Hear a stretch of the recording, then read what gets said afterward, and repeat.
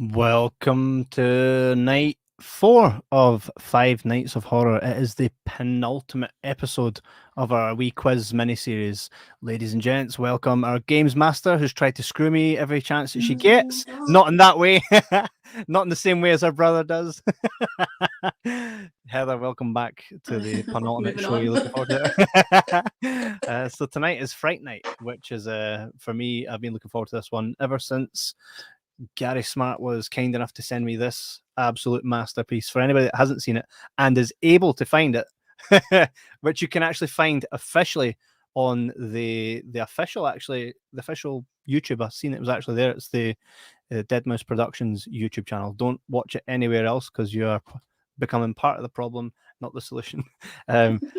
Definitely check it out because it's like I said, I'd mentioned to you, Heather, before that sometimes you get a documentary that's just information on a table and put you to sleep. Yeah. I've watched quite a few of them. This is not that, especially when you get the actors to kind of play a part, and it's presented in a very special way. That you, if you're a Fright Night fan, it's an orgasmic viewing pleasure, so to speak. Have you seen it, Heather? I have not, no. Well, I'll hang my head in shame. I apologise. Well, I think you'll be up at my house at some point, not for the reason discussed. She's friends with my wife, and I will let you guys watch this when you're having a wee girls' night. It's brilliant. You need to definitely check it out. I checked it out because I said to J-Mac, remember I said to J-Mac, if I beat you at American Werewolf in London, that's like his top. It's within his top 2 movies of all time, and I came in like this. I'm ready for you. I'm ready for you. I was like, I've been studying up all day, and I beat J-Mac at his own game, right? So can you imagine the size of my ego if I can take down Gary Smart when he's made the documentary? If there were betting odds on this, I don't. I truly expect to end up like Apollo Creed in Rocky IV, right? Yeah. I truly expect to be on the floor. Give him a chance, right? Definitely. But see if I don't. Can you imagine? Well, remember what J-Mac said? What? If you beat Gary, what was happening? He would fart live on the show and follow through. No, he said Gary had to send him loads of merch. That seems fair. And what is it? If Gary beats me, I have to send him the stuff Gary gave me. You have to send him the stuff Gary sent you. Hell no. My kids don't even get to touch that. Without further ado, ladies and gentlemen, I'm going to bring on Gary Smart. Gary, here we are. You've bigged me up too much now. I'm going to bloody lose. That documentary was like 7 years ago. Mate, I haven't watched the film since. Oh man, you're just pretending. Oh no, I'm not. I'm tired. If he dies, he dies. No, I'm gonna die. I've been watching this. I've watched it before, but I watched it again just after I had watched the original last night and then watched the remake, just in case I was forgetting anything. I'm coming for you. Nah, to be honest, I I want to stand a chance. I don't want to come in and have you completely slaughter me, which is the exact reason that it ain't gonna happen. It ain't gonna happen. Mate, you made this documentary. I mean, I you must know, have but some- I think I said to you the other day, it's like when you do these projects, Uh-huh. you love the films and you love it, and then as soon as you do a project like that and you're so involved in it, you don't watch it again. It's really weird. You just kind of, man. you kind of Second so kind yourself. yeah, you know, you kind of it spoils it when you watch the film. Then do you know what I mean? It Mm. sounds weird. So I'm gonna I get you. lose. Nah, there's No, I'm no not. way. Nah. There it is. There it is. There it is. We have some comments. I've got a Google. Don't worry. Oh. No. Right, J-Mac. I'm like, Stephen Thompson says, Jibbers and Jabbers, what's happening? Living the dream, mate. About to take on the like, if you were to go up against someone in any kind of competition, you probably are best not. Like, if I wanted to win, I should probably have chosen a different person. Me, But because I've not seen it. Yeah. J-Mac says, I'm on my break. Hello. J-Mac isn't here tonight because he is actually working, which is one of the good reasons that I should be taking on Gary Smart. JL Production says, good evening. Stephen Thompson, J-Mac's here to watch Kev getting done. See, even our own audience doesn't have any faith in me. You might as well just finish it now and just let me go. This is going to be really embarrassing for me. I forgot to film those wee inserts. Shocker, eh? A wee story to that. I said, J-Mac, I know you'll not be there on the show because you're working, but what if you can film yourself and we'll use them as little cutaways? So, for example, film one saying, oh my God, Kevin won. Film another saying, of course, Gary Smart won, right? And they would be played throughout the show, but he didn't do it. Yeah. GL Production says, I've never seen the original Fright Night. Only the remake. David Tennant and Colin Farrell need to watch the original. I need to go. Get rid of that person. Needs to go. Kick him. Blasphemy. Yeah, Stephen says, Gary, is that a full-size original Pennywise behind you? It's one of them, actually, I got Tim Curry from Manchester and stuffed him. That is actually Tim Curry. It's too tall. Wow. I did stuff him. Craig Matthewman, I actually showed you some of the really cool artwork that this artist has contributed to us quite recently. Very good. Yeah. Incredible. I made my Fright Night one. Where's me, Peter Vincent? You know. Hey, that's funny. Anytime we say something like on the show, it ends up showing up on our page. So what was that, Gary? You want to look like Peter Vincent, but less wrinkles than I've got already. You should give him that shark mouth. Craig Matthewman says, make it a clean fight. Well, Craig, I'm glad you said that because I come in here clean as always. It's the one below right here that's oh, I don't know. I'm pretty sure you have all been watching so far and you have seen the I will say something. Oh, you can't, that's not allowed. J-Mac says, oh, point to you. I'm like, oh yeah, Gary, you'll see. And it'll work. So it'll be great. I've already heard. Controversy over the hobo mask. I've already heard. Exactly. If you hear this little siren, which is this.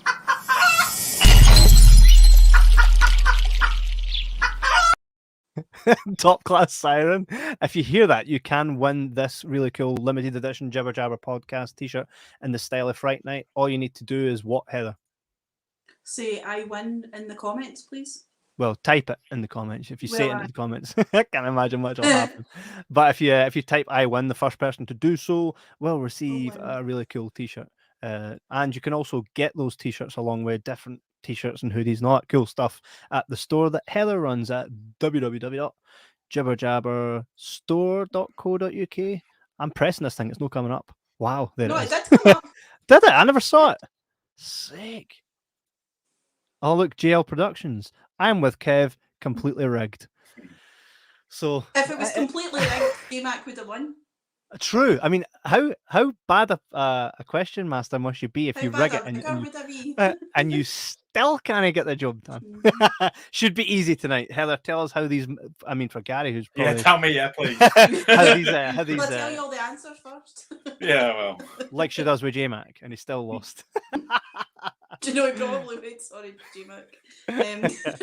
So today will be the same as the other night. So there'll be 2 rounds of 15 questions each. So round 1 will be tantalising trivia, and round 2 will be who said it. And then there'll be a tiebreaker at the end, should we need it, but we'll just do it anyway because it's quite fun. So the first thing we need to do is get your buzzer sounds for today. So you both have to come up with a sound or a buzzer sound. Make it with your mouth, whatever. You didn't tell me that before. She never tells you anything before. She Oh. just lands on you. She's like, I hope you've got pen and paper. It's like, somewhere. I don't know what. Right, Kev, So, you go first. Mine initially, what was my first one? Was that was night 1. Then night 2 was Don't make me do that. And then night 3 was your wee ukulele. my thing. ukulele. I played my ukulele every Yeah. time for night 3. Night 4 tonight is I haven't got anything with me. slap Clap. pen. Looking around in here. I'm gonna do that. That's what I'm gonna do. Use That's faster than pinheads. you doing that. Can you hear that, can't you? Yeah. I can hear you. Use Pinhead's head as a drum. That's not Pinhead. Oh, is it not? It looks like it from here. No, that's Chenard. So get it right. Oh. That's you just got a question Minus wrong. 5 You points. just got a Minus question 5 wrong, points. yeah. There's no pins in there. Look. So, aye. So is yours the clap then? Yeah, that's it. That's Yeah. the winning No, clap. I hope you can clap faster than I can, Yeah. because sometimes that's all it's down to. But that's not the sound you played originally, Kev. Oh, we're doing that because J-Mac changed his buzzer sound like 5 times in the last episode. Yeah, It was you fine got to let him away with that the yours. way. Was fine to let him away with that. Even used mine. Aye. I'm looking around for sympathy. I can't find anything with my hands. Right. Yeah. So there will Okay. also be a chance to steal points from the other person. So if they buzz in and get the answer wrong, then it passes to the other person. That's gonna as you would happen. expect. Hmm. And we can pass it between the two of you till the answer gets answered, or the question gets answered properly. Mhm. Or if you decide no, we're moving on, then we just leave that point. I'd also like to mention, so because Gary has like met a lot of these people from this movie and made the absolute must-see documentary, make sure you can get that if you can get it anywhere. I think if there's a story attached to it, so if you get the point right and you're like, oh, I can answer this, and you have a story about maybe them telling you that or something, you should tell it. Yeah, you Yeah, won't like know it was 7 years ago. I was asleep for most of the interviews. We just pressed record and went to sleep. That's what we did. I don't believe No, you. we never. I We don't didn't. believe We you. And God obviously, dang it. unlike golf, it will be the winner will be the one with the most points, not the least points. Hmm, All right. okay, So, good with that. are we ready? Are we ready to go? I mean, I'm going down, but I'll go down fighting and swinging. Do you know what though? I'm not quite ready to go. My pencil just broke. Wow. Wow. Story of my life. Oh man. Speaking of pencils, that scene where the vampire gets Jerry gets the pencil through his hand. Looked Yeah. sore, but it was really well done. Really well done. There's a cool wee story in this here documentary about that. If you go ahead and find it, I anyway. can't Then remember it. Tell them where they can get this here. You're so cool, Brewster, Gary. Is there a place where people can find this? No, physical there copy? isn't. No. It's sold out. So I think there was, you can get it if you're in America, you can get it on the Sony release. The official release of Fright Night's on there. It's on the Eureka release in the UK. So if you can find a copy of that, it's on special edition VHS we did of it, and also the Blu-ray. Shudder had licensed it in the UK, but I think the license maybe expired. I don't know, so I need some more money off them probably. But yeah, so go on eBay and find it for £200. Mate, it's worth it. It's got 3 discs and its own pull-out graphic novel. It's like 8 pages. Mate, it's absolutely... Well, that was a limited edition version. There was 2 versions. There was the one with obviously the comic and the VO card, and there was one obviously which was just still the same amount of disc, but it just had the original sleeve. Oh man, see, just even a slip-off case, that means something to me. Like, look at that. Well, yeah. Especially when it's different artwork from what's on the... Oh man. Physical media. Physical media. Love it. Right, Heather, I'm ready for you to take it away. I'm ready to take the first punch. Right, so tantalising trivia, question 1. How many bulbs of garlic can be seen hanging from the doorframe in the You Can't Murder a Vampire scene? Gary? 4. Nope. Okay. 7? No. What happened there? 6. Nope. 1? Nope. 8. Nope. None? Nope. 2. Nope. Oh, for 16? No. I'm going to What higher kind or of lower. 12. Higher. 15. 13. Oh, it's a bit 16. 14. 20. Kev, 14. 18. No, I said 14. That's a crap question. That's nothing to do with Fright Night. It's literally what was in the scene. I mean, who would know that? Mate, I lost yesterday, right? I lost at the Child's Play. I was winning until I got asked how much would it cost for a fucking replica from Etsy, and I got the price wrong and lost. I was like, who won than me? I said 14. Did I not say 14? No, I think I said 14. Guys watching at home, who said 14? Me. Is that a point? Who wants a free Blu-ray, which I've got in the garage? I said 14. You said there was none left. There is some left. And whoever gets the win thing that you said they're on, we'll give them a copy of the Blu-ray as well. Wow, that's even better than the T-shirt, mate. That's amazing. Yes, we'll get you one. I'll send you some, yeah. Oh, look at that, eh? They all come out the woodwork now, don't they? Right, fine, give it to Gary. Give it to Gary. He can have the point. He'll need it anyway. Keep that play. Right, 1-0 to Gary. Then fine. Question 2. This is going to be a long. Don't ask how many teeth Joe Dangers has got. Mate, this is what she's like. No, I'm looking. Which muscle car poster is on the wall in the You Can't Murder a Vampire scene? Kev? A Mustang? Yep, well done. You're cheating now. How? How would you even know that? What's even a muscle car? That's the first muscle car. I don't even know. I made that question up. I'm quite proud of myself. Did you? You've obviously watched Fright Night. No, how do you know these questions? How do you know? Because I watched scenes. Okay. See, I'm not the only one questioning the integrity here of this.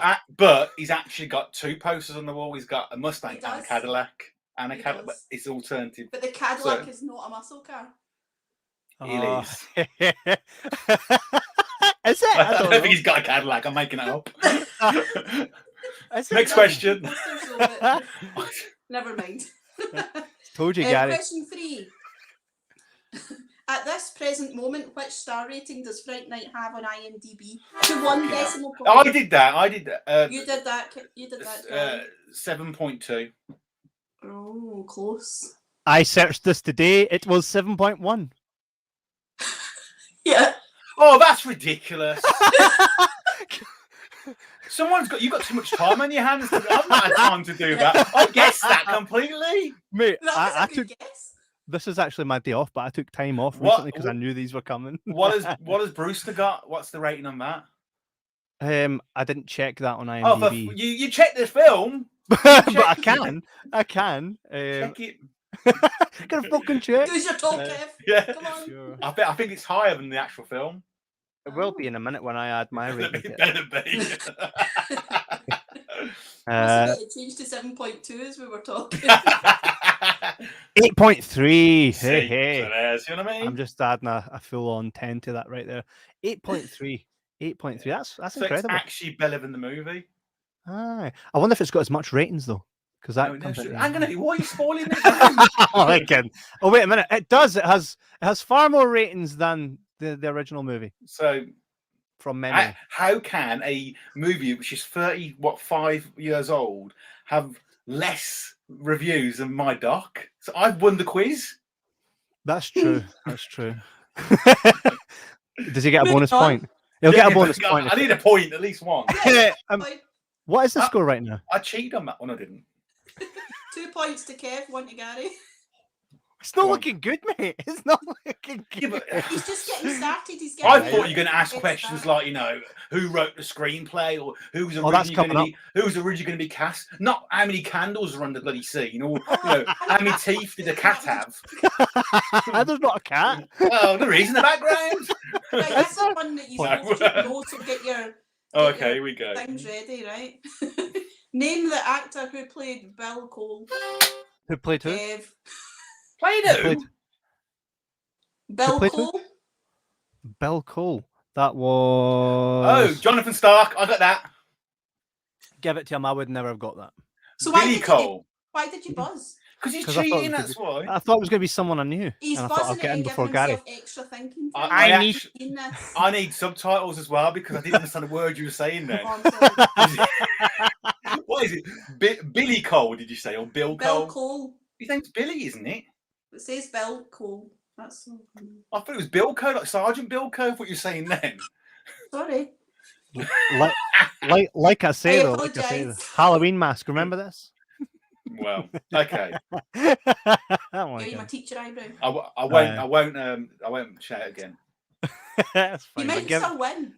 Well, yeah. No. Go on. What reason did Dandridge give for the crucifix not having any effect? That was me, right? No, that's too long. My one's a quick one like that, and you're doing a silly. But I started it before yours. Come on, Heather. You can do it. I know the answer. It's because he didn't have faith. Only works No. when you have faith. No, he didn't say that. He's about his religion. He's not. He doesn't believe in God or something like that. He's against his religion. He says in the movie, he goes, you need to have faith for that to work. It only works if you have faith. I know. I'm thinking about the holy water. I'm thinking of. You know when the reason. Oh, fucking hell! I'm sorry. I was thinking. You know when he phones up Peter Vincent and Peter Vincent can use holy water on you, and he says, "Yeah, oh, it's against my religion, so I'm a born again Christian." Some crap like that, doesn't he?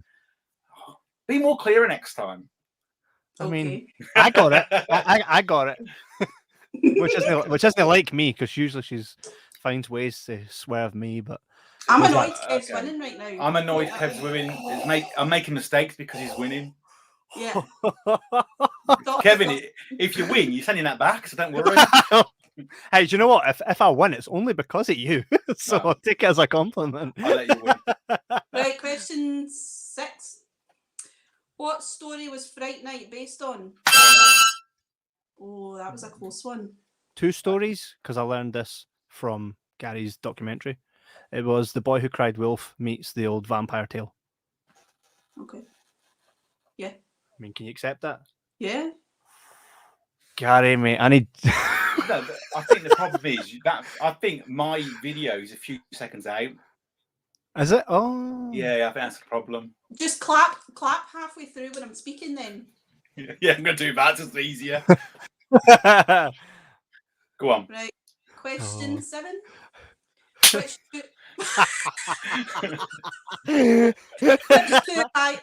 horror icons was Peter Vincent named after? That was definitely me. Christopher Lee. No. Take that. Vincent Price and Peter Cushing. How's that for you? You know, it was. I was thinking that they were going to cast Christopher Lee. I was thinking. Yes. Yeah, it's Vincent Price and I forgot Peter Cushing. Mm-hmm. Give me something. Fine. You can have it. But I definitely buzzed in first. I'll let you have it only because my hands are hurting now. Right, question 8. How long did it take for Tom Holland to write the Fright Night script? That's a guess. It wasn't long. I don't think it was long now. No, it was about a week. Nope. Oh, less. Gary? 2 weeks. Nope. Are we looking less or more? That would be telling. 3 days. 1 day. Kev? 1 day. 1 day. 1 day. 2 days. More. Oh, 6 weeks. No. 3 days. 3 days. No. 4 days. More. 5 days. I said it was more than 2 weeks. Oh, more than 2 weeks. 6 weeks. 6 weeks. Less. 5 weeks. I said it first. Right, we're going to go back and forward, right? I did say 5 weeks. Right, I said 5 weeks. Kev, you're wrong. Oh. Gary? 4 weeks. 4. Give me a chance. He's stealing my answers. 4 weeks. I said 4 weeks ages ago. Less. 3 weeks. 3 weeks. It's my turn. It's my turn. It is Kev's turn, and it is 3 weeks. Sorry. Gary, I've never seen this quiz on this side of the fence before. Usually, I'm the one getting fucked. I think if you would have told me I needed like a little horn or something, I would have found something. There's literally nothing in here. What about Pennywise Pennywise nose. Does that Yes, not or squeak? something if it's No, thicker. don't squeak. No. Go on. Put your hands up. What about a Put your pretend fart? hands up. But the people at home won't hear that, like on Oh, Spotify and because stuff. It's a Well, podcast, you see. They're more important than me. The podcast. I'll carry on clapping. I don't mind if I lose. I'm happy, you know. You do, man. You cannot let me beat you. You cannot let me beat you. Do you know what? I'll take it a wee bit slower. I can't believe I'm saying this. I think you've already beaten me. I've not, mate. No, you think this, but it's got to a point where I was so ahead of J-Mac yesterday, and a fucking question about how much something cost had him beat me by 5 points. But that's what tiebreaker questions are always like. Aye, but fuck me. I don't To spend be a lot of fair, money.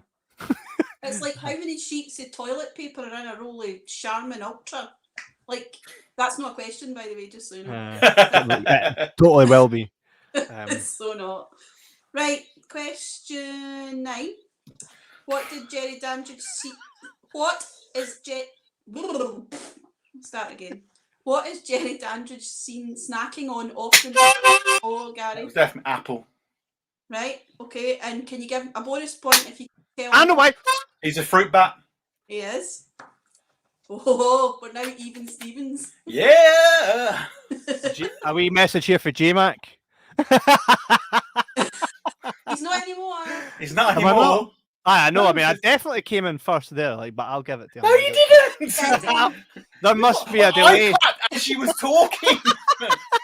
She There hadn't must be a finished delay. speaking, and I clapped. Oh, Question man. 10. Which part did Stephen Jeffries want to audition? Gary? Oh, I know this. I know Charlie this. Brewster. Yeah, well Oh, done. man. I knew that. You just got in there first. I knew this. That's the whole What? idea of. Question It's 11. in your What was documentary. Stephen Jeffries' alternative career after Fright Night? Heather. Gay porn star. No, it wasn't. Yeah. Google that in a bit.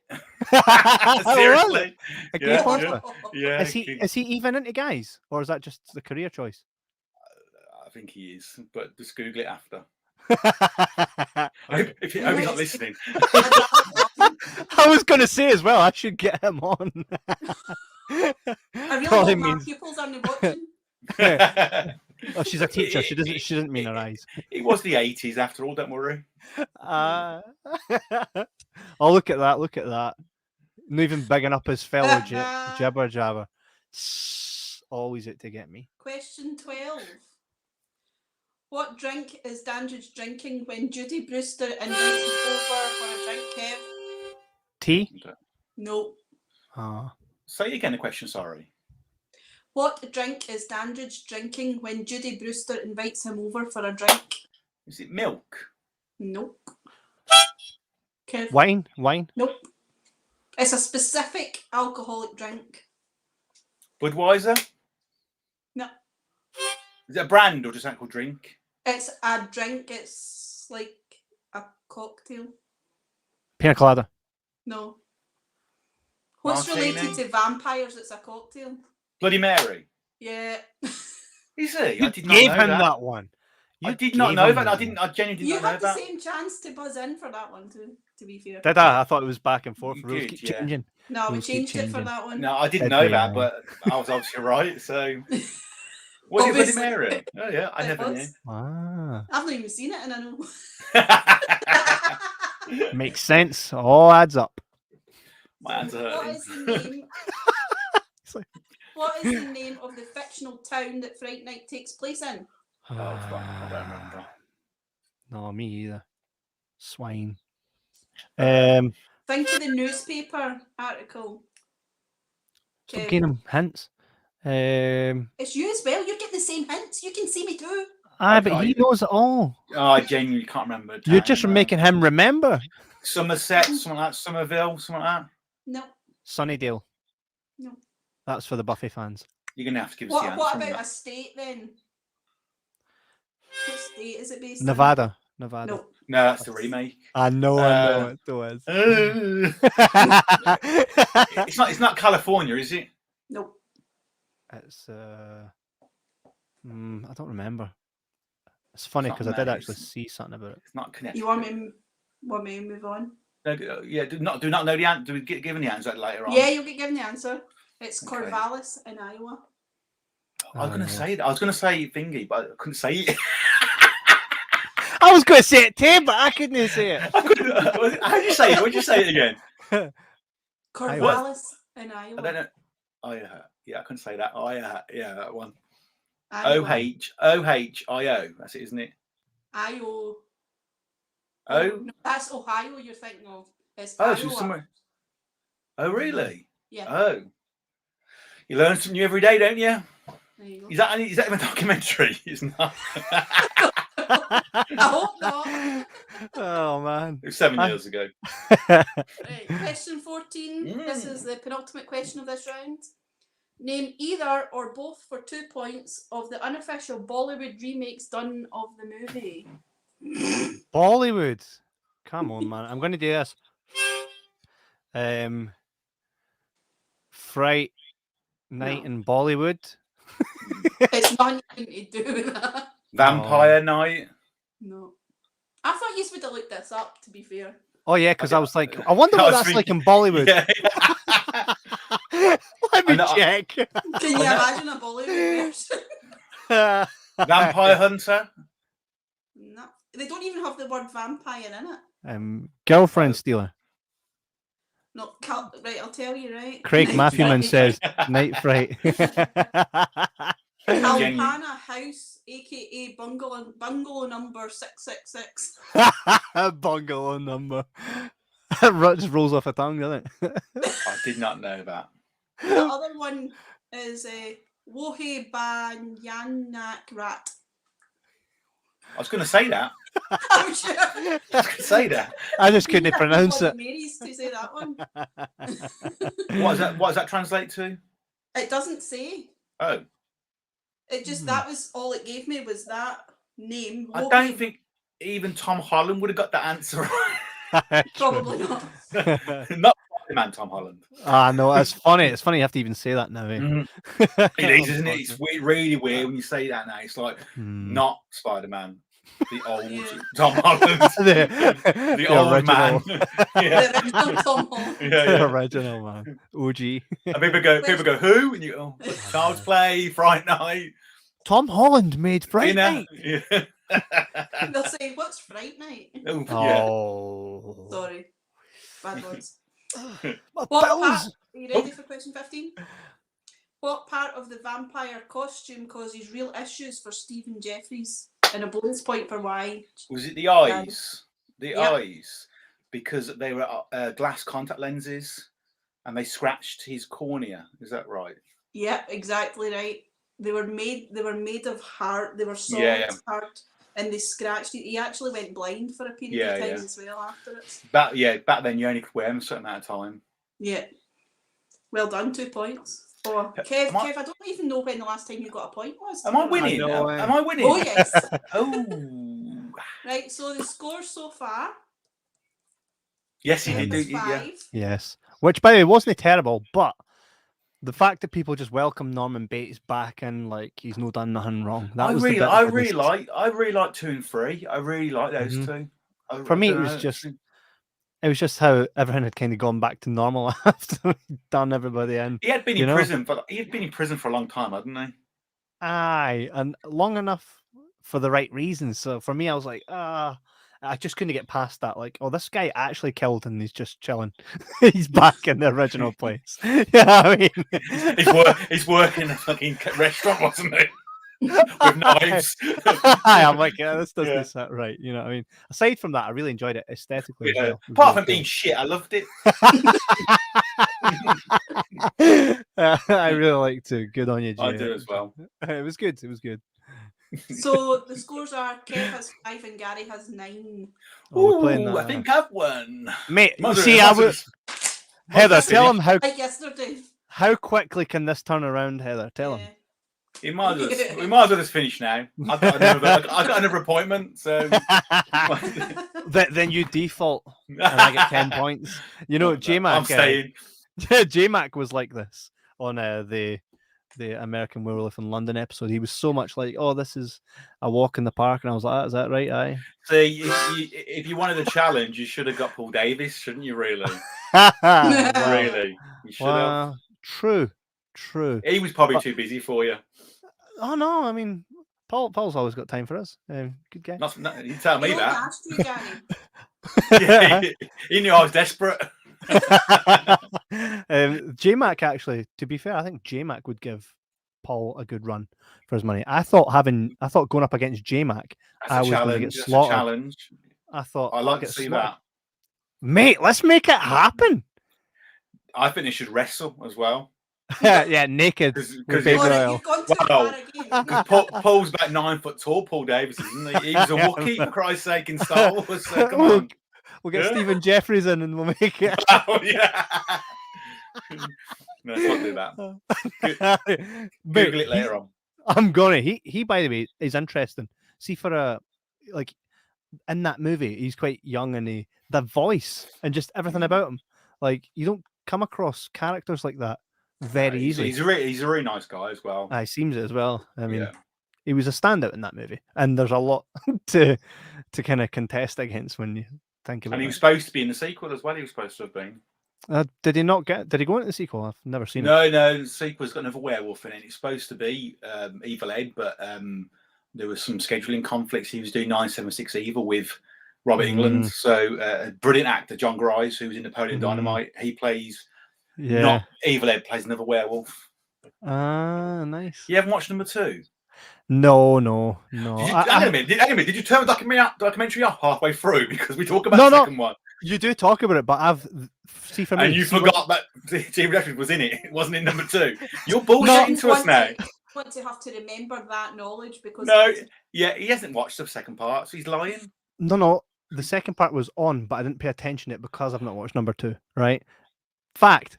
But you asked me anything about the first part, if you can remember much.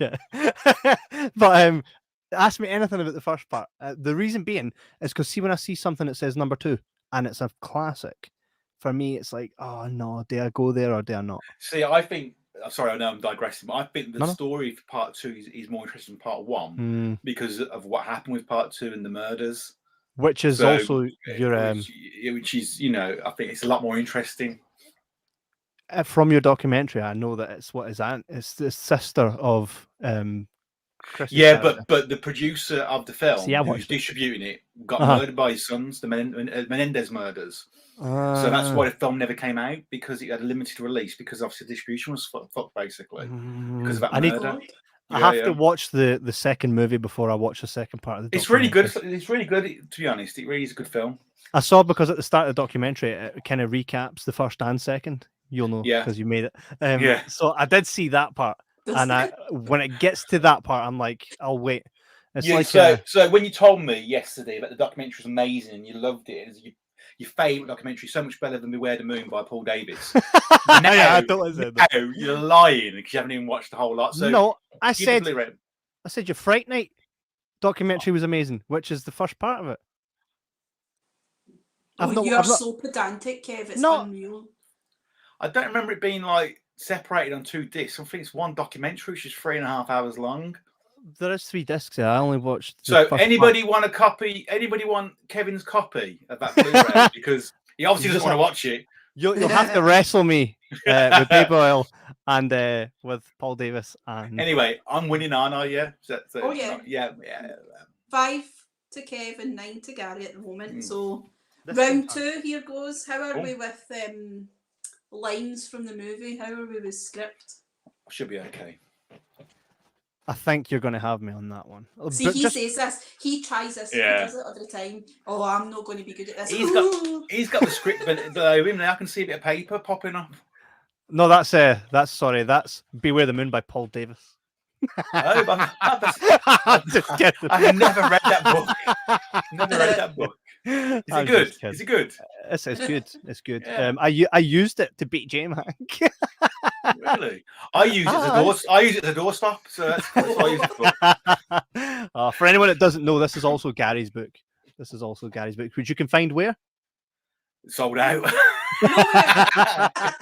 Everything we do is sold out. So pretty much. Yeah, it's not a bad thing. Yeah, it's a good thing. Right, moving on. Okay. Yep. Get ready. So who said it? Yeah, sure. And I'm Dirty Harry. Detective Lennox. Well done.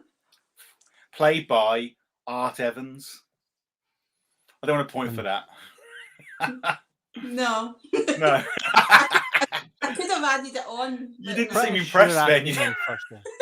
Pretty sure I came in first there. didn't.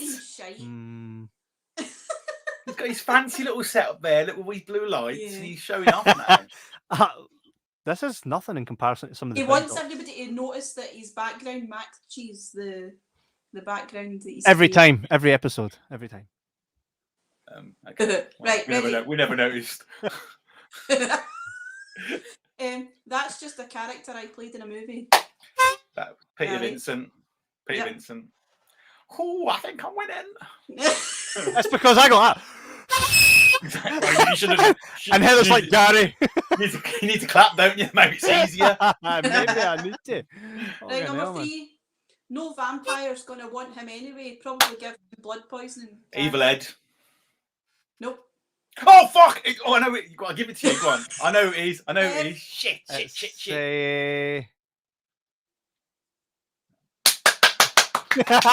I'll go for Charlie Brewster. You know it's Charlie Brewster. It's when he screams in the when he's actually really being attacked, isn't it? And he screams, and we don't go and check him a second time. Yes, because he's. You knew that. Because he's crying wolf. He's crying wolf. Has he really been attacked? Because he kind of just embraces the whole "come with me." Well, he does scream, doesn't he? Because obviously when he sees Jerry, It hurts. I think it probably would hurt. I mean, ask Stephen Jeffries in his later career. I'm sure it did hurt the first time. By the way, it was Billy Cole. I've just no put the Y on the end. Oh, so that's an extra point for me, isn't it? Extra point. No, you got that. Need point. any? You Oh, don't yeah, need yeah. any. I didn't expect to win anyway. Oh, no, did I? Right, ready? Faithless fool. Gary. Jerry Dandridge. Yep. Gary, aye. Can we all hear this? We can hear it, yeah. You just have to It's deafening for a start. Sorry. I'll move back a bit. Just put your mic on mute. I might as well, because you'll never hear this anyway. Eh? Ah, yeah. Come on. I like how he's ready. Now he knows he's pulled ahead. He's like, right, let's fucking keep this carriage going. Well, what do we have here? Vampire killers? Kev? That is Jerry Dandridge. Nope. Oh, Billy Cole. Yep. I had to switch those Bill- two questions around. Bill Cole. That's what it was. Shut up. No, go away now. You want chicken, man? You go someplace else.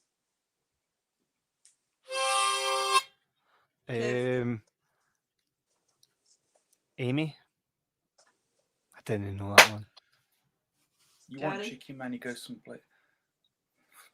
The bouncer, the cook Yep. in the the bouncer, the bouncer. Yep. Was that when he has a Well fight done. with Jerry Dandridge? Yeah. Yeah. In the night Pretty sure he just said the cook. No. After he said, Yeah. I I knew it was that scene because there's a cook in that scene as well because they go for the kitchen, don't they, as well? Hmm. So that's another point to me.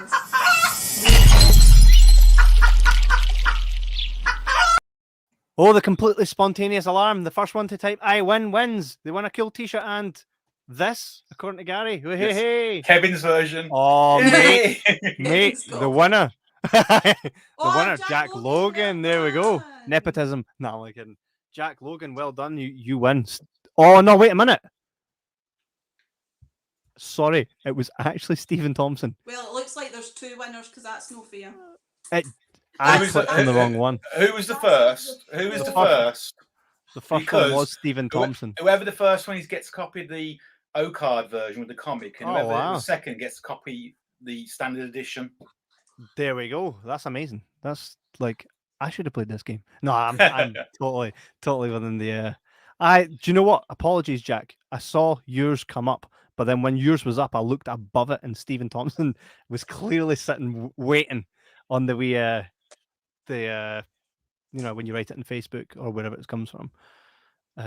So yeah, well done, guys. I mean, I suppose my screw up actually got Jack Logan. You both get a t-shirt. Yeah. I had that tied that is amazing. I'm just going to quickly snip that just so they know I'm not screwing anybody over.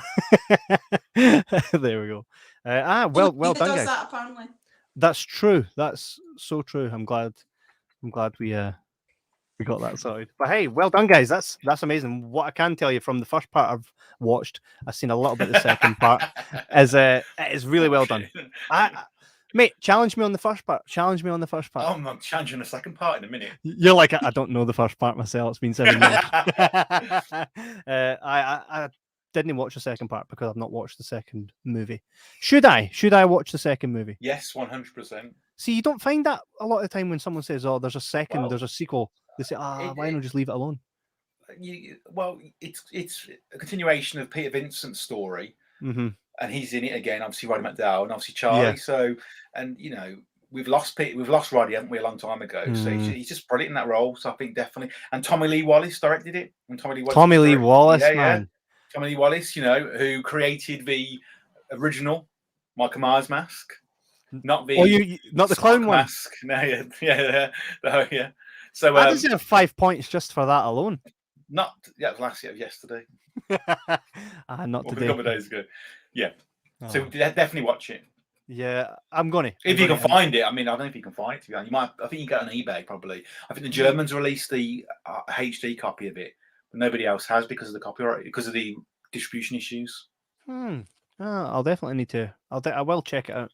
Because I have a way of finding everything, including when someone's. I literally was like, should I play the trailer for You're So Cool, Brewster? And I went onto YouTube to look for the trailer, and up come the full documentary by some wee dude that's got 5 subscribers. It was up. That's been reported.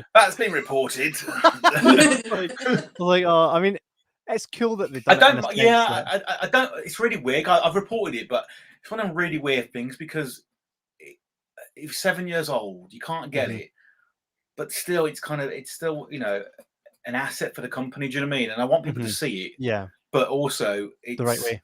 I can license it and make some money. Really, it's one of the things. It's if it was 10 years old, I might have thought about it. But Netflix have a series right now that's quite similar. I think Netflix. Have you tried Netflix? We're looking obviously with regards to Pennywise, regards to Netflix. I think the boat has kind of sailed really with regards to Brewster. I mean, it'd probably be relicensed by Shudder, but it's not 7 years old. It's about 5 years old with Docus, I think. I mean, it's a long time. Yeah, and to license that to Netflix now, they're not going to be interested. To be honest, it loses value. It's a weird thing. It loses value, but you go on eBay and you can buy it for like 100 quid or plus. So it's not losing its value with the fans. Yeah. It's a strange one, really. Especially when it's packaged so well. Dark Ditties would be great on Shudder. That's what she said, yeah. She's like, hey, I just want you to know Dark Ditties would be great on Shudder. I know it was packaged. All right. So, Heather. We're still on the line, we're doing a quiz, aren't we? We're doing a quiz, yeah. I thought the next part, but we're actually still on that part. Yeah, we're on question 7 of the second section. Still time. So... Quit it. It's evil, not funny. That was Gary. Charlie Bruce. Oh, no, Amy. Shit, I have to take your first answer. Oh, no, it was Amy. Was it? Was it Amy? Aye. Let me have that because I went Charlie, Amy. I went. Charlie, Amy.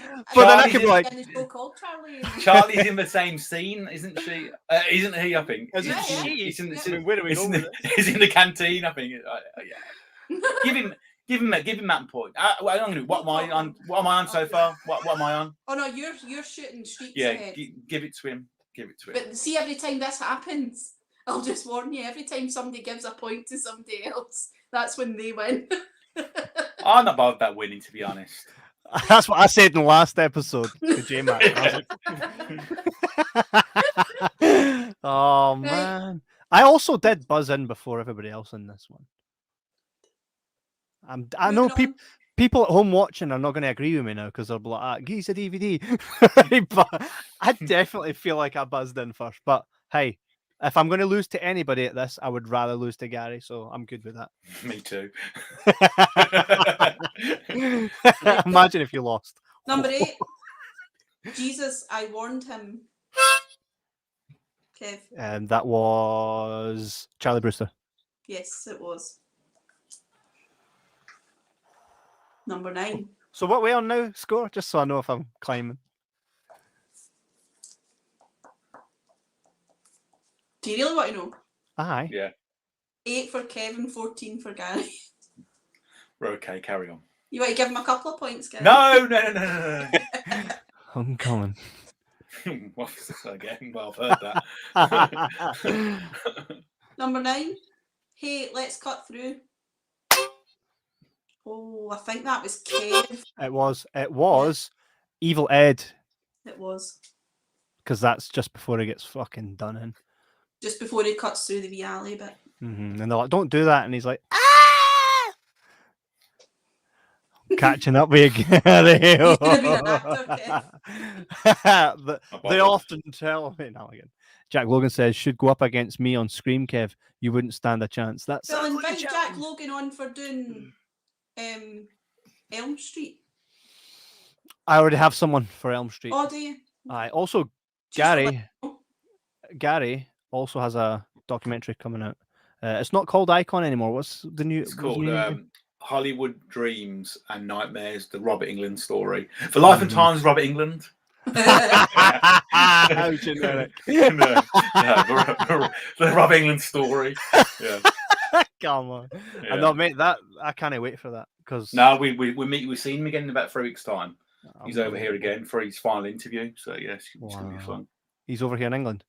Yeah, he's doing London Comic Con, I think it is. So we're meeting him the weekend before. Ah, lucky bastards. He's a good guy. I keep hearing that. I've never met him yet. No, he's a really not really. I mean, people say it all the time, but he's genuinely just a normal guy. Yeah, J-Max met him before, and he said the very same thing. I don't think I've ever met anyone that's never said he's a great guy. And what I like about him as well, he pays for dinner as well. 3 times he's paid. So do you pick the restaurant? He pays for dinner. He pays. He picks. We went to very quick. So we went to a restaurant with him, and it was a really posh place. And he said, "What do you want?" So I had some lamb, and it was that big. The lamb was literally. I thought, shit. And I looked at the price. It was 45 quid, and I thought, I'm not paying for this. So I only literally had the lamb. I didn't realize you had to order the extras for it as well. And he paid, and I thought I should have had the bloody carrots. Mate. yeah. He's paying. I should have had it all. Carrots is great. Yeah. Literally, you only got a bit of lamb for 45 quid with no carrots, no peas, and no mashed lamb on a plate. They tell you that at the end, oh guys, this is on me. It's like, oh. I know, yeah. What, say, next time when we walk in a restaurant, say, have what you want, and I would have had it. I'll have that. Oh man, anyway, what a position, man. Nice, yeah. It's incredible that you guys are doing that. I cannot wait to see that. Where do you think will that go straight out to Shudder? No, yeah. So basically, the distribution deal we're doing for Pennywise is hopefully going to be a 3-picture deal for Pennywise, Robodoc, and Hollywood Dreams. Oh, brilliant! Yeah, those are like, oh man, we're gonna get into that and be promoting that to all of these crazy folks like Craig Matthewman, who says met him it's true, yeah, that's what Jordan said as well. Brayhead Comic Con a few years back, he was getting in trouble from stewards because he was talking to people too much. The thing is, though, that's what you want. I mean, you see some people at conventions, and they sign you up. They even look at you, quickly sign it, charge you 80 quid, whatever, and just it's a conveyor belt. You get an experience with Robert, and I think people get pissed off because, well, the fans don't get pissed off because of queuing because they know they're going to get a conversation with him, and they're going to get his time, and he'll take pictures, and he'll talk to your kids. Whereas, it's just like you're going to make your money still. The conventions are because people are queuing around the block. So just chill out. You know what I mean? I know. I remember I went to one when it was Henry Winkler, the Fonz, and literally he was like this. He didn't even look up at people. No. Didn't even look up at people. And I just thought, no, you're not cool, the Fonz. You know what I mean? You're not. That's so not cool. Yeah. Stephen Thompson says, Gary, hope he takes you guys to Nusser it. So I'm not going there. I wouldn't pay that much. Is that guy, the salt guy? Is that him? He's charging like 15 quid for a can of Coke. You got all these celebrities, who I'm from anyways Essex. I've just bought a £900 burger. It's like, oh great, Fun. And you don't want to talk about anyway. Don't get me on a rant about that. Oh, we should have an episode together where it's just rants of. I'm people sure. That The would last be time great. we did the podcast, Rants and bants. I'm sure our last podcast we carried on after the podcast was recorded for an hour of me ranting at you about something. It was great. It was great. It's stuff that we would never air. So, but it was what's the word I'm looking for? It was insightful nonetheless. Well, you were ripping into Paul Davis for at least an hour. No, I think you're getting you and I confused. and John Campopiano, you were destroying him. I love John Campopiano. I do. He's my business partner, and you were destroying him. There's buses flying left, right. So untrue. Hey, mate, this is what I do to J-Mac. This is what it feels like. Well, you tasted your own medicine. Yeah. But everybody secretly knows it's always the other way around, so they'll get it. They'll get it. They will. Fighting talk.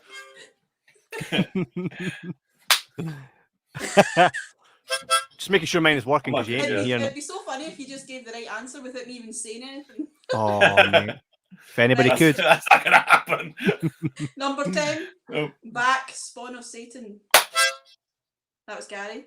That's Peter Vincent. It is. Ring. It was definitely Gary, Kev. Don't shake your head at me. I'll be listening to this back.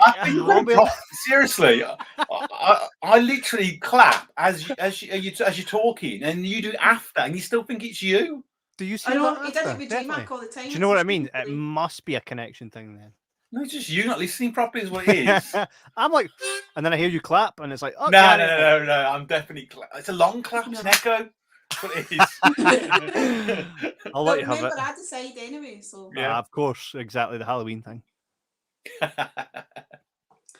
All right, now you promise you're not going to do anything until you hear from us, okay? That was Gary again. That's Amy. It is. I actually thought you were saying that to us then. I thought there was one like, what's she talking about? What's she talking about? Yesterday's episode, or the last episode we done, she was like, who said it? And I'm like, said what? She's like, no, that's the next round. Who said it? I'm like, oh, yeah. It's the teacher within her. She's a teacher. You said that, I know, Gabba. You've now said that You can tell. I am. It's a good thing. Yeah. Right. 12. Hey, no way, come on. We want people and light, Kev. So you heard that this time, yeah? Yeah. I'll give you that one. Cool. That was Brewster. I don't even know. Yeah. Yeah, it Yes, was I got Charlie right. Brewster. Charlie Brewster. Charlie Brewster? Brewster. You got it wrong. You must have heard You got it wrong. Aye, right. I said Brewster first, and then I said Charlie Brewster, and she heard it wrong. Next, number 13. So what's the score now? Just so I know if there's any point in me trying. Just try anyway, because you would anyway. Oh, I'm We're trying. going to the end now. We've only got 3 more questions left. And can I possibly win from those 3 questions? You'll find out. I've got a coffin for you. Kev. That will have been Billy Cole. No. Oh. Gary? I've got a coffin for you. I've got a coffin for you. Don't do that. I ain't finished yet. Wasn't sure you could hear me. Jerry Dandridge. Nope. Kev. Evil Ed. Nope. Gary. Peter Vincent. Nope. Kev. Amy. No. Not many people left. I've got a coffin for you. I've got a coffin. It's not Evil Ed. It's not Peter Vincent. It's not Jerry. It's not Amy. It's not Charlie. Detective Lennox. Yes, well done. That was the one I was going to go for next. When did he say that? When did he say that? It was. I don't know. I won anyway, doesn't matter. He said it. I just don't hate it. Question 14 or number 14. And to what do I owe this dubious pleasure? Gary. Evil Ed. Yep. And finally, what do we do? Oh, I know. Who was that? Was That was Kev, apparently. I know who it is. That was Billy Cole. No. Peter Vincent. No. Kev. Chris Sarandon. No, Gary. Evil Ed. You said that the last time. No, I said, I don't know. I said Peter Vincent. I said. Oh, See when I Led. Who was it? I'm lost. Oh. What do we do? Right, Kev, it's your turn. So remember when I said someone Chris saying Sarandon, that I actually meant like Jerry. No, I remember someone saying it because what do we do? Oh, So I remember. What like, do we do? So when I said Chris Sarandon, that was technically Jerry Dandridge, but that was still no, wasn't it? Because that was I my know, last I one. know. Amy. I Amy mean, does it. I never got the chance to answer. You said it was you Kev. kept saying the same thing. You too busy talking. You're going about Jerry Dandridge for half an hour. It was definitely Can we just Amy. for 1 second, right? Just here, right? You So said Jerry you said Kev, and then before I answered, I says when I last said Chris Sarandon, I meant Jerry Dandridge. So can we just confirm that that's not correct? Before I was going to give my answer, which would have been Amy. No. That's you. you. That's you going. I'm going to say Jerry That's Dandridge. like, so it's not this person, and it's not. Because that's what I'd said previously. Kevin, So you've lost anyway. You've lost anyway. Doesn't matter. Fucking set up, man. Inch a mile, Kevin. Fucking set up, man. You've lost anyway. Set up. Set up. Oh, it would be now that you're losing. It wasn't a set up at the beginning, was it? When you got the first points. It was. I was just persevering, though. I was persevering. I only wanted confirmation, so we're not allowed to get any confirmation then when it's our turn, just so I know moving forward. It doesn't matter now. It was the last question, so doesn't matter now, right? What about the tiebreaker? We don't even need it because even. But we didn't need it with J-Mac, and you gave him it, and he won. But even if we do it, you'll still lose. I'd rather lose with some more dignity, thanks. Do a tiebreaker then. Give him some extra points. I'm not bothered. And make it worth 10. Make it worth 10. No, sorry, it's another like rubbish one. Go on. Right, from eBay. See, we don't even. I don't even need this. Not including postage. How much would it cost to buy Fright Night 1985 Jerry Dandridge bat statue? He makes the fucking things.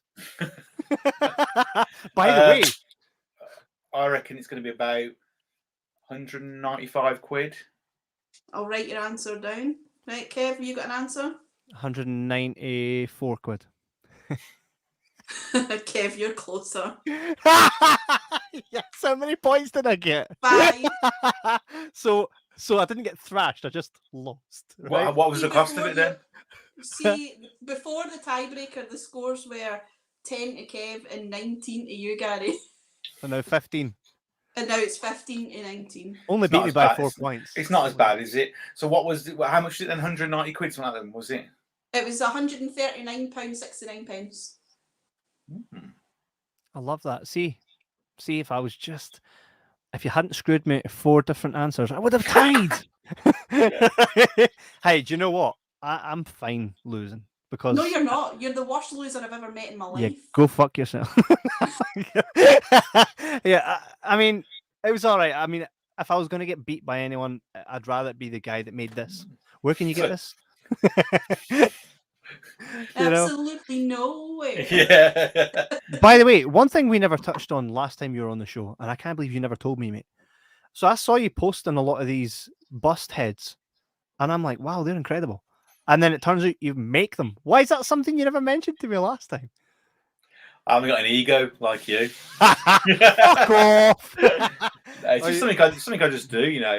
It's in lockdown, to be honest. You know, when it was obviously we were all at home going crazy, I started doing these heads. Was it plaster cast? It's clay, monster clay, then silicone cast with a bit of plaster, then silicone, basically. So they basically look like the things behind them. That's cool. So you got like incredible. Look at that. Fred Gwynn from Pet Sematary. Yeah. Go out on them road. Yeah. There's that one obviously there. There's some obviously the others are in the other room. Obviously there's amazing, huh? I can see it's not Pinhead now. Yeah. Oh yeah, now I see it. Yeah. Yeah. There's no pins in his head. There's no pins. There's no pins. There's the giveaway. Yeah. Another amazing book. I've not read this one yet. I've not started it, but I will. By Gary and the gang. I mean, this was just you, right? I know. Paul No. Christian Selland. Yes, yeah. Christian. I did the first book with him in was it 2010? The first book we did a book. Yeah. And you actually done the documentary as well, Leviathan. Yeah. Where can people find this? That Leviathan again. They're sold out. I mean, Leviathan was on Shudder as well. Yeah, Leviathan. I'm not great at selling, am I? No, you are. Yeah. Leviathan's available on the Arrow release. Actually, Leviathan's loads of places because it's on Shudder. It's available on. I think it's still on Shudder. I think it still is. It's available on the Arrow release of Hellraiser, the box set they did. The Spanish version, the German version, the French versions, the Japanese and Chinese version of it. They've all licensed it over the years, so it was very successful in that sense, to be honest. I mean, Pinhead, I'm right in thinking, is ready to make a return. I know it's been kind of like the Halloween franchise was always. Yeah, so there's a new one which is being filmed in Serbia at the moment, and Pinhead is now played by a transsexual. So which, by the way, is kind of best of both. I've seen a lot of people complaining, but isn't she a female in the book? No, it's kind of, we don't really say what he is or she is. It's kind of it's a creature with feminine features and sounding, but it never actually say it's a man or a woman. They don't. So it's interesting, that they're doing it this way. I think, but but in the book, she has got pins on its tongue, so it'd be interesting to do that as well. It'd be interesting for sure. I mean, if it's not Freddy Krueger, as long as it's something that's dressed up to be something else, it doesn't really matter if it's a boy or girl. Really, I don't think it's a shame because Doug's still alive. Doug Bradley played him, and he's so iconic in it. And they've done a couple of films without Doug, and they haven't been successful. He's still around. He's kind of. We just did it with Candyman, and they bought Tony back at the end. I know obviously he was CGI'd and whatnot to make him look younger, but he's still in it, so it's a shame they don't kind of respect that really. Judgment was a good film. Judgment's quite a good film. Hellraiser Judgment, the last one. Paul Taylor played Pinhead, and he did a very, very good job. Very good job. But I think when you've got something as powerful as Hellraiser, Fred, we spoke about that before as well with Nightmare on Elm Street. It is, and by the way, Fright Night lost in the box office only to Nightmare on Elm Street Part 2, Freddy's Revenge. I read that. That was almost a question. I was ready for it. But you wouldn't have heard me anyway. Gary would have got it. Okay, if I bought you something at the shop. Oh, here we go. I know exactly what's coming. Oh, no, is that it? I thought it was going to be the small violin. She literally has a violin. Really? Hey, absolutely. So your winner, ladies and gentlemen, there he is. Can you look at that? Do a pose. Do a pose. So I'm checking messages at the same time. Come on. The good thing is, I knew I was going to get beat, but I'm surprised. I didn't think you were going to get beat. To be honest, I genuinely didn't. And I haven't seen the film and the questions were hard. I didn't think there were any kind of questions. Even if you do read up on the trivia, first off, who's to say you'll get in there before someone else? I mean, I suffer from that, right? Even when I do. And Heather asks some right crazy questions that you don't even know if the trivia. It has to be obscure to make it better. True, I agree with that. Well done, Gary. Well played, Kev. I mean, there were a few easy ones in there, so that not easy, but proper, real trivia questions to balance it out. No, it's good, yeah. Don't get upset because you lost. Don't get upset. Mate, he does look a wee bit upset. I won at the end of the day. Do you know why I won? Because I got to go head to head with the guy that made the documentary. So I won at the end of the day, right? Epic. I win. The people at home win. We all win. I mean, you win as well, Gary, because you beat me. Yay! And you get to keep. It would be very embarrassing if I didn't. Mate, that was just it. I kept saying to everybody, imagine if I win. Imagine if I win. I've been thinking it all day. Don't worry. You were I know for a fact you would have just, you won. It's been how many years since I've done it, but really deep inside you were like, this bastard can't win. He can't win. I would like to see you versus Paul Davis on one of the projects that you have. Oh, don't not on him. Because he's obsessed. Because if he beats you, he'll beat me. He will. He's obsessed. And you give him his credit. He goes so in depth in the projects. Paul does. When we all do on projects, but I think he lives and breathes it. I'd like to see him go up against. Well, then again, would I like to see him go against J-Mac for An American Werewolf in London? Because I beat J-Mac, so what does that say? I'm only kidding. J-Mac, when he proper dials it in with it, I think he thought I was going to be a pushover because I love the movie, not as much as him. I think he thought it was going to be easy, and because I knew it was going to be hard, I went the extra mile. And he underestimated me, and that's why I managed to go and just get in there. And I didn't think that was going to happen tonight. I knew I wasn't coming out here victorious, but I thought I'll try. We are going to do another episode very soon about the new Dark Ditties episode. For anybody that doesn't know about Dark Ditties, give your description of what Dark Ditties is before we give ours. It's a 5-part currently anthology horror series. Little dark comedy. It's standalone episodes, but they have a narrative link going through them. So the same actors play different characters in each episode, yet they are connected to the same world. At the moment, episodes 1 to 4 are on Amazon Prime. Episode 5 is a pain in the bloody arse because Amazon's completely changed its submission process now. So where it takes about 4 days to submit, now it takes about 6 weeks. So it's with them, ready to obviously just them to approve for obviously their video on demand. So that's what Dark Ditties is. Both Heather and I have binged Dark Ditties. We even have some swag. He's like, how? I was going to wear the hoodie you sent me there on, but it was boiling. It was boiling. So I was like, I was like, I can't sit in that room. I'll be sweating in there. I mean, I'm looking forward to it. I think for me, do you know what episode as well I really liked? The one, I can't remember the actual title of it, but they stumble across the bag of money. Finest Keepers. Yes, there's so much fun in that. Everybody loves the episode. Yeah, everyone seems to love that one. Then you've got the Mrs. Bainbridge. That's her name, isn't it? Wainwright. That's not Wainwright. No, Wainwright. No, that's Mr. Wainwright who's in Finest Keepers. Wilshire. Mrs. Wilshire. Mrs. Wilshire. Why did I say Bainbridge? Something similar to Bainbridge, isn't it? No, Wilshire.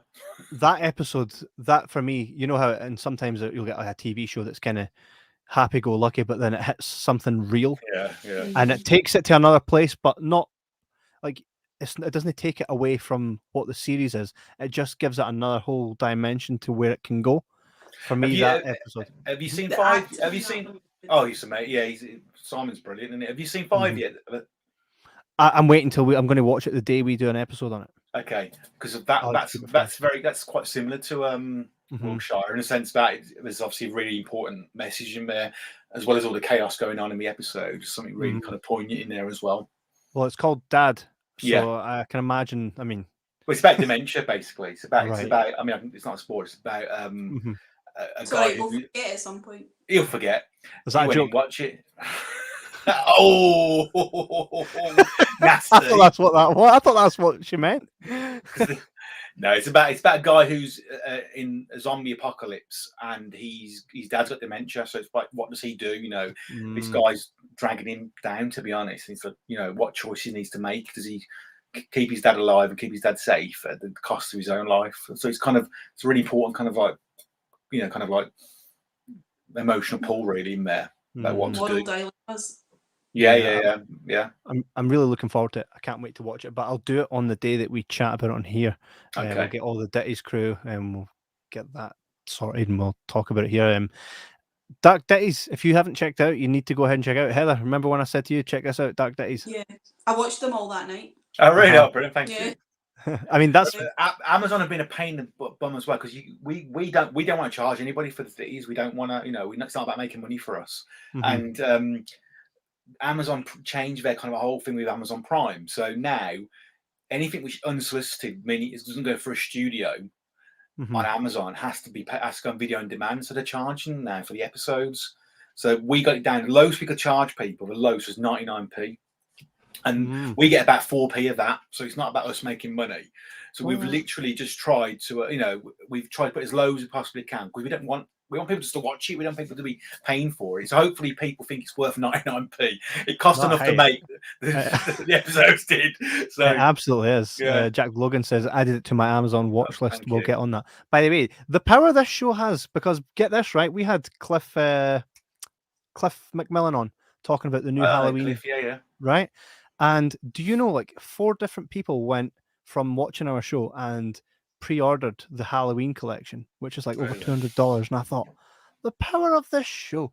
No, I'm looking. It was all on Cliff. Get watching Dark Ditties. Please review it and give it positive reviews, please. He always does get good reviews. Always does. We're very lucky, really. We are.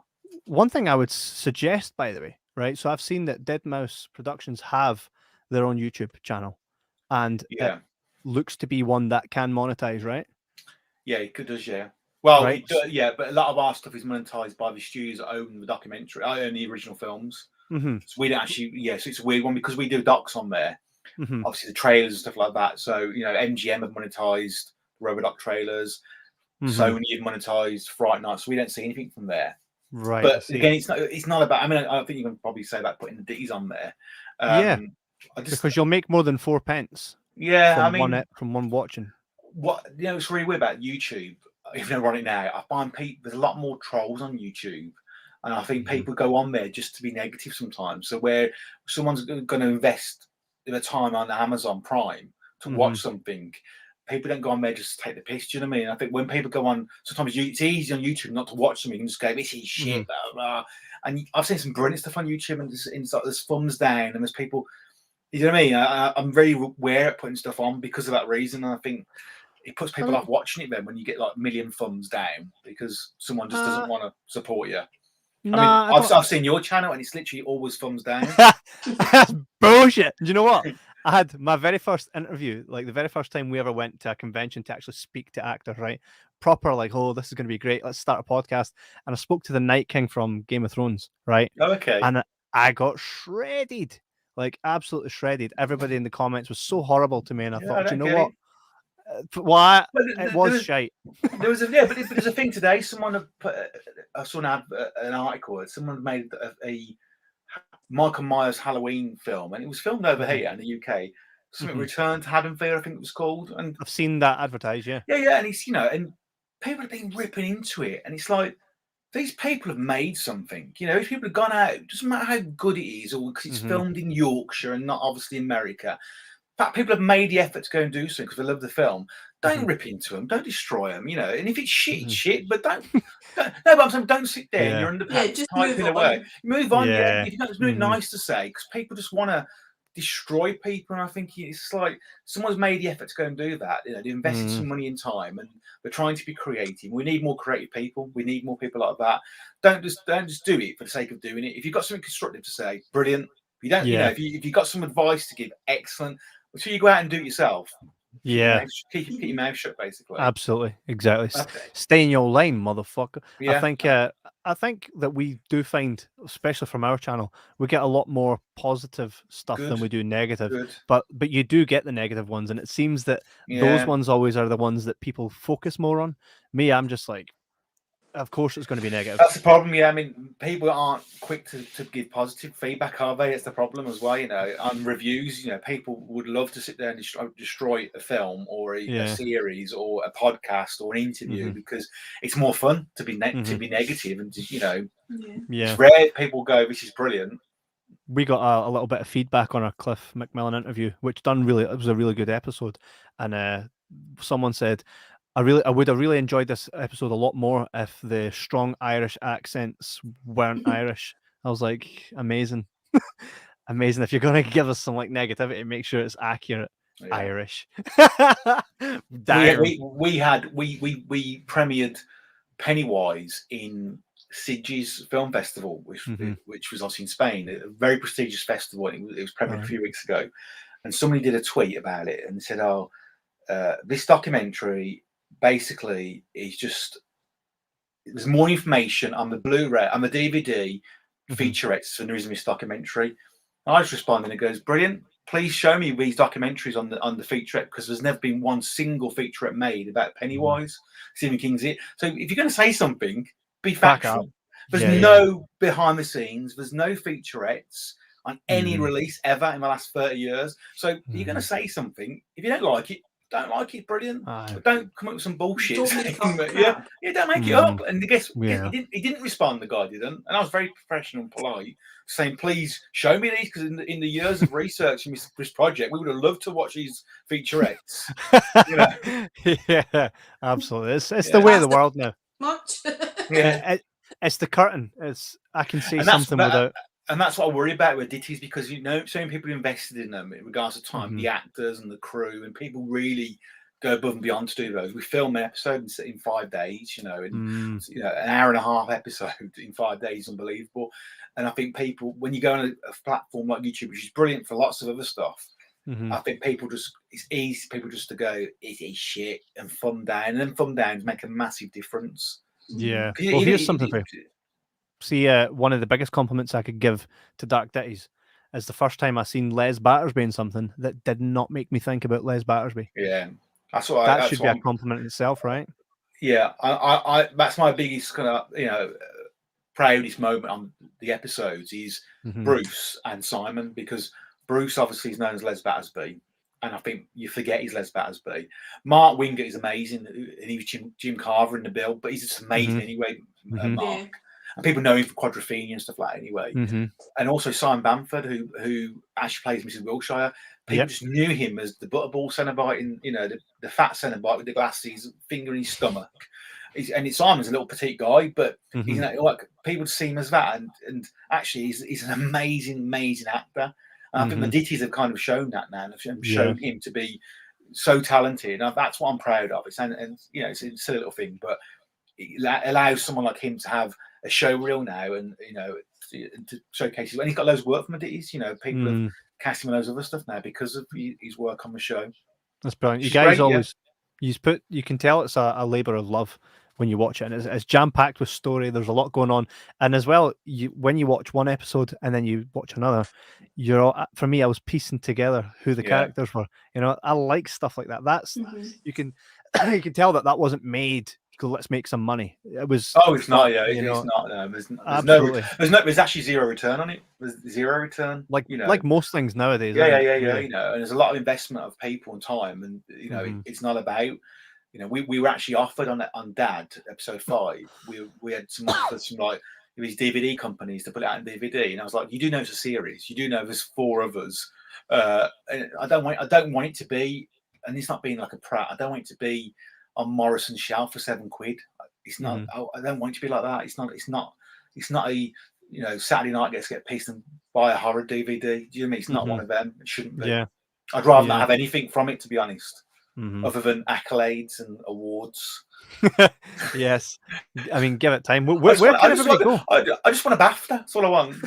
You want a BAFTA? I don't want money. I want a BAFTA. Just a wee BAFTA. That's what I want. Nice, I don't want any money. nice. I don't want any money. I just want a BAFTA. One of my friends has a BAFTA. Get me his one then. You might have trouble because that's the only one he had so far. So far, the guy also is a genius. He's a lucky. I've told you that before. Dark Ditties came about because we did the offer originally, and we wanted to have like a series title, like a present, like Creepshow Presents or Twilight Zone. And Neil, who is one of our main writers, obviously, and our co-creators, Neil Morris, he's an English teacher, actually, English literature. All right, there you go ahead. Yeah, and he said, these series, they look sort of little ditties, aren't they? And ditties not really a story. Ditty isn't really. It's like a little rhyme or kind of like song of ditties. But we just liked it, and I think it just kind of worked. So Dark Ditties come. People think you say dark titties. People think you say sometimes. You go, no, ditties, not titties. Dicky. So, yeah, dicky. But it just stuck, and we just love it. And obviously, we call it the Ditty family. We got our actors are part of the family in our crew. So we wanted number 6. And obviously, COVID delayed that, and Mrs. Wilshire's back in number 6 as a cameo. Yes, but it's set in 1979. This one is, so it's her when she's obviously a bit younger than she was in episode 2. Still played by the same actor. Yeah. Simon's playing her. Class. Dark Ditties as well. The Ditties and the barbecue sauce. Is that even a thing? Barbecue sauce on Ditties? Could be. Let's brand it. The artwork as well is quite I think there's one there. Yeah. Yep. That's one who's a South American artist who we found many years ago. Actually, he's done some great artwork. He's done some Return of the Dead artwork as well. You know, I've got his comic book, Revenge of the Living Dead. He's amazing, and he just gets the feel of the show. I mean, the offer poster, we didn't even. It was done way before we even started filming. He just kind of got. We gave him the script, gave him who was in the cast, and he managed to come up with that. But now, obviously, what we do, we don't do the poster until after we film, so they're a bit more kind of like film centric then. But yeah, he's brilliant. We've been lucky with all our cast and crew and our post production people. We're really lucky. COVID's been a bitch, you know, like for everybody. It's delayed episode 5 for the last 18 months. You know, it was filmed 2 years ago. Episode 5 was. What? And do you think it'll go beyond 10? I mean, is this something you? Well, season 1 is 6. There's 10 written episodes. What? Because we were talking to people about a 10 season, official series, and it would be 10 if it ever got made properly. It would be 10. But the season 2, which is taken to the narrative of season 1 is the Risen Word and Benoit character, and season 2 is set in the same world, but it's about a politician who's rise to power, and everyone who's connected to him and his little stories as well. Like this season, you watch Mrs. Wilshire and you actually realise later on that it's part of a bigger world and the characters do connect, where you can watch standalone. So yeah, so we're trying to do that with season 2 as well. Damn, we gotta get season 1 finished first. No, I mean, for me, I binged it. It's easy to binge as well. Once you watch the first episode, you get a gist for what you're like, the feel. Do you know what I mean? So you expect the same. Hopefully they've improved as well. I mean, 1 was obviously our first one ever. We did a narrative before. Obviously, when you watch the documentary on Fright Night, there's a narrative section with Peter Vincent, which was scripted. Simon plays him as well.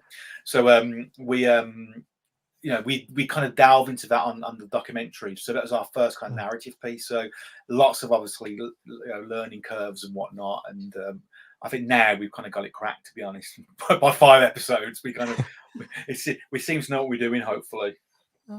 Mate, Simon was Peter Vincent on the... Yeah. So what we did is, so Simon Bamford, who played Mrs. Wilshire, plays Peter Vincent, the host of the documentary. And what we did with him was we had a live cast of Roddy McDowell's face, the actual actor, and and Stuart Conran of Shaun of the Dead fame and The Descent. He took Roddy's chin, his cheeks, and his nose, and put it onto Simon. So that's Simon Bamford with Roddy's prosthetic nose, cheek, and chin from his live cast. Mate, yeah, I was watching Fright Night with my wife the other night, and when I was watching your documentary again today, right, the first part, I was like, "How cool is it they got him?" And he's been dead since '98. Roddy has, yeah. 1998. That was, so by the way, how good a job did he do? He's amazing. Holy shit! That's when we knew. It sounds stupid. That's when we knew he could act, because even though we didn't know his theatre work, of course we didn't know. He was in the theatre in the '80s and not in the early '90s. We knew him from Hellraiser, from the documentary, and he played Butterball, which is literally just a big guy, obviously, with the Cenobite. And then we wanted somebody who we wanted a lookalike really for Roddy McDowell. We went to lookalike agencies, and you don't really get many lookalikes in agencies of Roddy McDowell. I mean, even though he's a classic actor, he's Galen from Planet of the Apes, and he's done so many things. And then we kind of, who do we know looks like Roddy? And then we spoke to Simon, and Simon goes, funny enough, when I was younger, people could say you look like him. And then we obviously got Stuart Conran on board, who was amazing with special effects and prosthetics, and we obviously got the costume made as well. So he did his brilliant job. He really is, and they were long monologue scenes. So what I was trying to say then is that when he started doing his monologues, and obviously straight to camera and with no breaks in it, we thought, shit, this guy can really act. And obviously when we did Wilshire, we knew Wilshire was going to be a very hard role to play. So we didn't tell anybody a woman was playing him. We told everybody it was a woman. Yeah, I mean, I was like, but then I was like, nah. Yeah. Like there was parts of it that was like, yeah, we made up a fake name. So it's Doris M. Bohan, which is obviously Simon Bamford's name, and we made a fake profile. And the whole point was we didn't want people to think we were taking the piss. You know, an old a man playing a woman. He wasn't the League of Gentlemen, and he isn't like Peter Kay. And we wanted obviously people to think it was genuine. And funny enough, all the reviews that we had always gave real positive reviews for Doris. And we told people she died as well. We told people she had died. So at the end of the episode, it says in memory of Doris. And Simon got really pissed off because it was like everyone was reviewing it going, Doris is amazing. Nobody was mentioning Simon at all. So it was really like gutting for Simon that he didn't get any kind of accolades from Mrs. Wilshire. It was all Doris. It was actually still amazing though, wasn't it? Yeah. I'm actually mind blown as to how good he played Peter Vincent. Like that's fucked my head. The voice, everything. Yeah, he'd be really happy to hear that. He would. You should get Simon on the show because Simon is just brilliant. Simon, he's so good. Simon. He really is. I mean, that just for like I say, for anybody that can, Stephen Thompson and Jack Logan, look out for that. I mean, I text you even today just saying how good that was to open up the documentary, because usually just a documentary you get your pieces of that kind of set the backdrop for what's about to come. What you get now, I mean, funny enough, we had one of the really good reviews we had about Pennywise over the weekend was that, you know, it's the cast and crew talking about the film. And a lot of these new documentaries that you see, it's fans, not fans, it's critics, and it's people in the business. And it's like, they weren't there, you know. I can give my opinion. And I could give my opinion. And I was interviewed for a documentary not long ago, and it was on Netflix. It was on Amazon, sorry, and it was about video 80s videos. Horror video nasties, and it was a bit more relevant because obviously I was a kid of the 80s and obviously I was doing it, but you know, you see these docs and it's just like, you know, a Fangoria writer or somebody who writes for some podcast or whatever, you know, who's in a podcast. I'm going to say, but you've actually got the people in these things, and we try really hard to get the people actually involved in the projects. That's something you have done. Stories, we've been lucky, you guys. We've been very lucky. You have something for you. I mean, you must have a hell of a budget or something, because every documentary you guys have got is just jam-packed with the cast. The unwritten rule of documentaries is that people don't charge for interviews. That's going to use that one. Remember that. Because they're promoting their work. That's the whole point. They're promoting what they've done. And, you know, so remember that when you do your GMAC one, because we're not supposed to.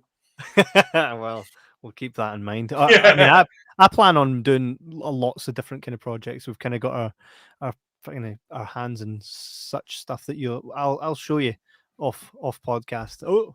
But we'll definitely, those ones require a budget. But documentary, I like the idea that you shouldn't really charge for that. I mean, it makes it easier, I suppose. But for us, not for them, eh? Yeah, but what we've learned now, since I'm very brief on it because we've been talking for ages, but with Leviathan and Brewster, it was a little bit easier because they were very independent. Very independent, you know, that was released on Blu-ray independently. Now with Pennywise and RoboDoc, and also with Hollywood Dreams, these have been done like officially, and it's a nightmare. It really is. The legal stuff and the paperwork, and you have to have a fair use assessment, and you've got lawyers you're talking to in America. It's been an absolute massive like learning curve, but also just stress has been unbelievable. And people go, where's the documentary? Why isn't it out yet? Because we're literally being screwed by a lawyer who wants to know why we've shown a clip from a Tetris commercial because someone talks about fucking a Game Boy. You know, we've got to explain in detail why we've shown it and what creative reasons is for, you know. So it's again, be careful on that.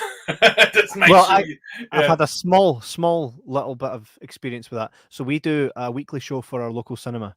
Right, they've got quite a lot of followers, etc.